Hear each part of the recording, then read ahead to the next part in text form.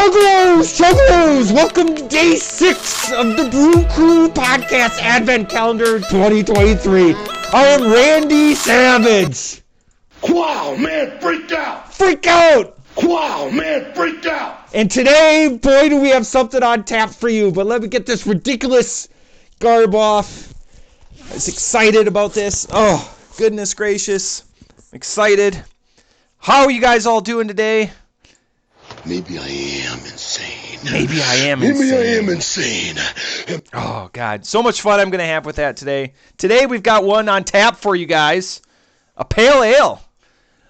A shorty. Oh, goodness. Bookhouse. Brick and Mortar 5% pale ale. Let's go with the crack because I want to get drinking on this because I've got a lot of thoughts today. We got Thor. I know the Up North crew is talking about, they're running side hustles on us, folks. They're talking about selling, making beer openers and laser engraving, and I can't make those sort of. You made a lot of promises to the Macho Man, didn't you? Promises that you didn't keep. You made a lot of promises.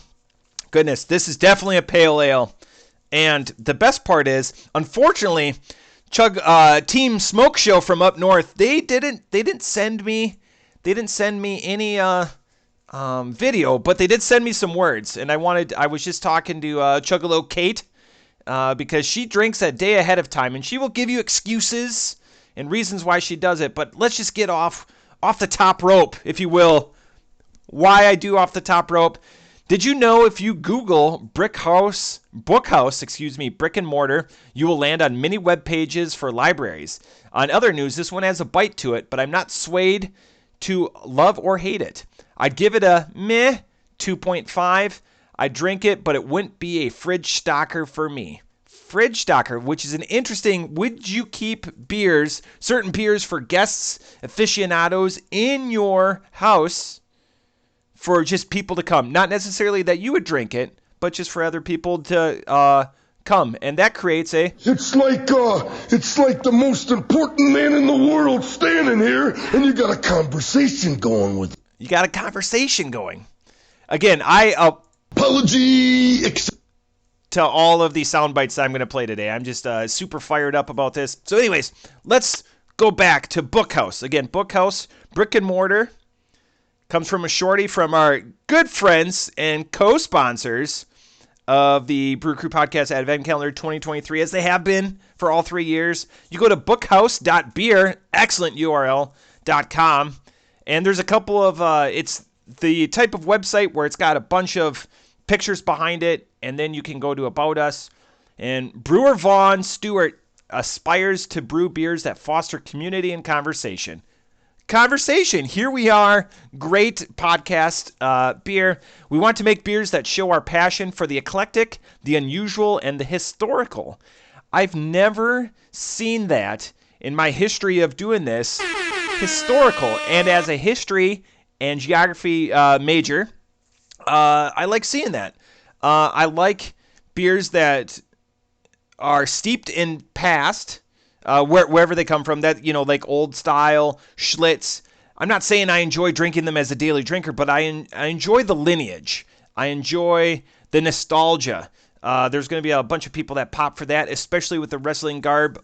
Inside joke, myself and my nostalgia boner. But I think those beers, to be successful, unless you have that long lineage and multi-generation beer drinkers that drink it, you have to push the envelope in some sort of way. And that's the interesting thing about, it's a careful balance, I would say. And so far with Bookhouse, I'm a little bit into it. I can taste that lineage factor because there's nothing outstanding, not like in a remarkable or too, amazing, but there's nothing that is in the beer that shouldn't be there. Everything feels at home.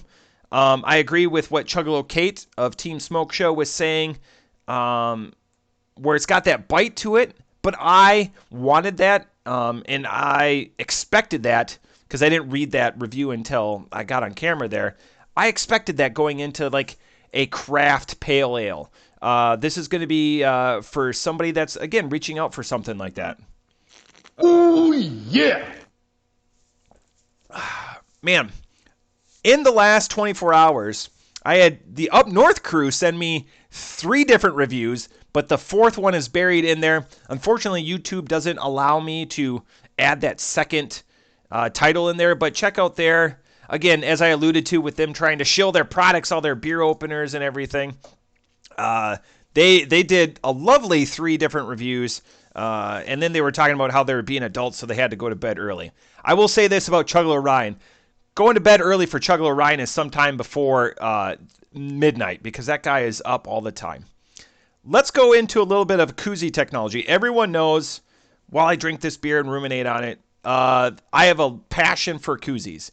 And I was looking at the bar today, and I was like, I'm going to do a bottle. And I've got some bottle koozies, but I've got one of these reusable Yeti type, but this one's contoured, so it's embedded a little bit. So I don't like these, and I will tell you why. So I'm going to screw it on. That's what she said for safety, and there we go. I can't tell how much beer I have left. With cans, it's even worse. Like, so for a bottle, I could at least like tip it to the side because it adds so much heft to what you're drinking. And that's the main reason I'm fine with a koozie, because one, I'm not enjoying a beer for too long where, this is going to come in handy. But two, and again, my main problem with all of these aluminum or whatever setups, they're really neat. They're really sturdy. I can't put them in my pocket or anything. But the fact that you can't I can't tell how much beer I have left. I feel like I'm drinking a 40 right now with how much weight I have going. I know we've talked about it and other people in the group or whatever, but what are your thoughts on these Yetis? I see most people using the soft-sided ones or some sort of, look at brand placement, some sort of amalgamation of that. There's the knitted ones, there's just the foam ones, the old school ones that they were like the polystyrene or the plastic that were hard. They didn't crush like this. They were fixed ones. We call them in Wisconsin like shooters or dice loaders or whatever, dice cups. But it's interesting where people are, because I know people that drink exclusively with these, but I would say this is about 10%. This is about 70%. And then a lot of people just, will bareback it or bare bottle it. It's a lie. Wow. Okay. So this beer, I like keeping them short, even though I have a lot to talk about. Please check out all the other videos. We're up to 102 subscribers. It's fantastic. It just must be the content. I blame it mostly on Stev.